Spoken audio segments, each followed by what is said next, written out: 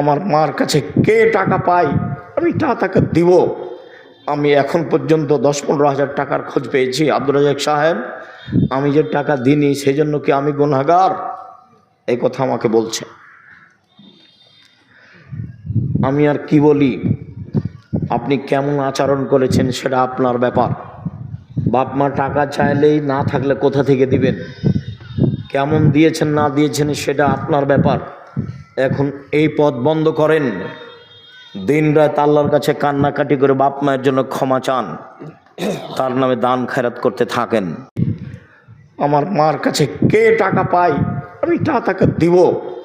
আমি এখন পর্যন্ত 10-15 হাজার টাকার খোঁজ পেয়েছি। আব্দুর রাজ্জাক সাহেব, আমি যে টাকা দিইনি সেই জন্য কি আমি গুনাহগার?